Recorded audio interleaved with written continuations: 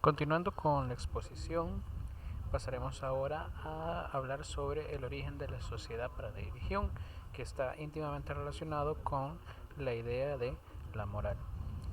Vean, para Hume, a diferencia de Hobbes, por ejemplo, la naturaleza humana o el ser humano no es tan egoísta o tan malvado como Hobbes planteaba. Realmente, para Hume, el ser humano es un ser, digamos, que tiende mucho a identificarse con el prójimo. Entonces Hume establece que el origen de la sociedad está basado en un sentimiento que se deriva del placer y del dolor, el cual él denomina simpatía, es decir, la capacidad de considerar los sentimientos y puntos de vista de los demás. Veamos la simpatía que Hume propone como el hecho de yo poder, eh, digamos, ponerme en los zapatos o en las situaciones de otra persona, ver su punto de vista, considerar también sus sentimientos de dolor y de placer y asimilarlos casi como que si fueran míos. Digamos que hay una identificación entre los sentimientos, entre los individuos de una sociedad. Ese, digamos, simpatía, ese sentimiento de simpatía va a ser como el pegamento social, digamos, o el hecho de que nos lleva a los seres humanos a vivir socialmente. Piensen, por ejemplo, al momento de buscar pareja, al momento de ser amigos, por lo general vamos a ver que son personas que comparten digamos, muchas ideas de lo bueno, es decir, de lo placentero, de lo doloroso, muy parecidas a la nuestra. Y eso es lo que genera ese sentimiento de simpatía entre unos y otros. Claro, habrán diferencias, pero por lo general es la simpatía lo que nos lleva a unirnos como seres humanos. Ahora bien, la simpatía tiene un grave peligro, y es que ese peligro es que nos puede llevar a parcialidades. La simpatía, por estar basado necesariamente en sentimientos que del otro, pero que yo los considero como propios, pues eso me puede generar a tener enemistades con otros que no comparten o que no tienen los mismos sentimientos o puntos de vista que yo. Entonces, por lo tanto, es necesario para Hume crear un horizonte o una regla superior a la simpatía que nos permita siempre mantenernos objetivos ante los hechos.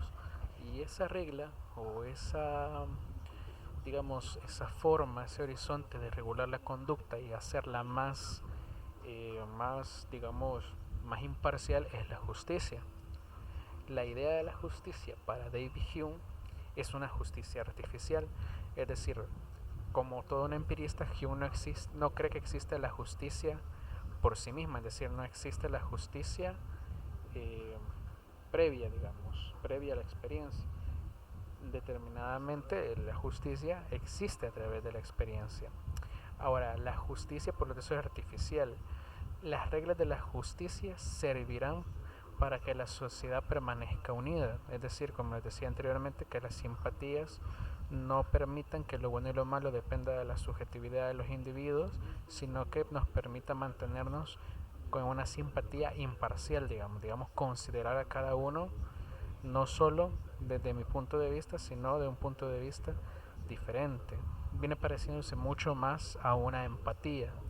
Ahora, las reglas de justicia son artificiales porque dependerán del estado o condiciones humanas. Es decir, la justicia o lo que se considera justo va a depender mucho del estado en que se encuentra la humanidad. Va a haber, digamos, sociedades que tienen un estado más avanzado o menos avanzado de justicia. Y como habíamos dicho, la justicia es una invención para resolver problemas humanos. Y el ejemplo por excelencia va a ser el hecho de la escasez de los recursos.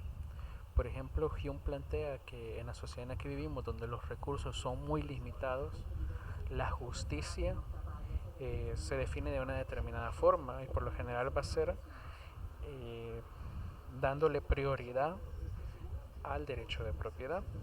Sin embargo, dice Hume, plantea que como la justicia no es eterna, sino que dependerá del estado de la sociedad. Si nosotros nos encontrásemos en una sociedad donde los recursos fueran más, digamos, más amplios o existen más recursos y mucho menos demanda, pues nuestra idea de justicia quizás ya no recaería tanto en la propiedad privada, sino en cualquier otro aspecto, digamos, más de la libertad, digamos. Pero como ahorita vivimos en una sociedad donde el recurso para satisfacer necesidades es escaso, bueno, por lo tanto nosotros vamos a preponderar mucho el derecho de propiedad privada. Y eso es lo que vamos a considerar justo. Ahora, Hume dice que no va a ser siempre justo esto, sino que si se encuentran nuevos recursos y la sociedad avanza, la idea de justicia pues necesariamente, por ser artificial, va a cambiar también. Ahora bien, Hume, digamos que no es muy partidario de la idea del contrato social y critica al contractualismo naturalista, es decir, critica a la idea de un estado de naturaleza previo que nosotros como seres humanos tal vez no lo vivimos, pero que lo intuimos a través de la razón, una posición racionalista como digamos como la de Platón, la de Aristóteles y hasta cierto punto la de Hobbes. Bueno, Hume critica el contractualismo, por ejemplo, de Hobbes o de Locke, porque no hay fundamentos históricos para determinarlo.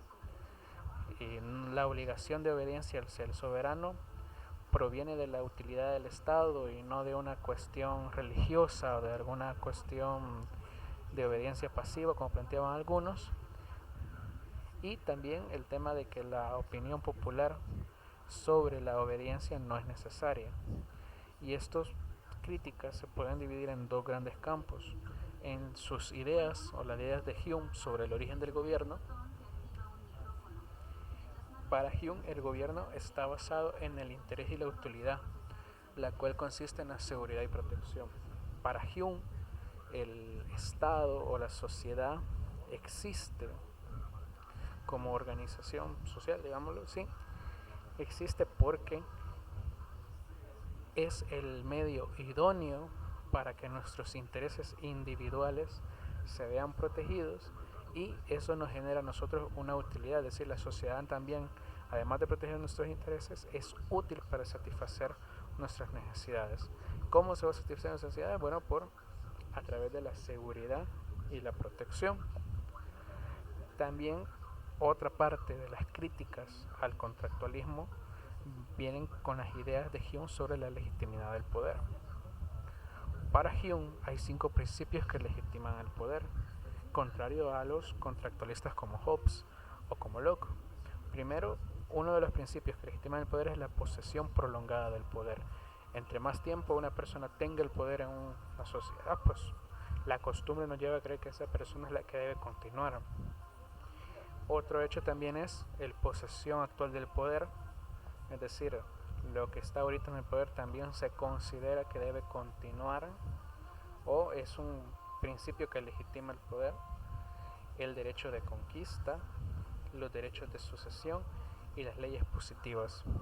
Es decir, para Hume estos 5 principios son los que legitiman que nosotros como ciudadanos o como súbditos obedezcamos a la autoridad, ya sea la posesión prolongada del poder, que alguien tenga el poder de manera actual, que alguien nos haya conquistado, que el poder venga en sucesión, es decir, en herencia, o porque las leyes así lo dicten. Y la mejor forma de gobierno para Hume, bueno, pues no tiene una propiamente, pues él dirá que dependerá de las condiciones particulares de cada pueblo o nación. Por mi parte, con Hume llegamos hasta acá y les deseo un feliz inicio de semana y muchos éxitos en sus actividades. Muchas gracias.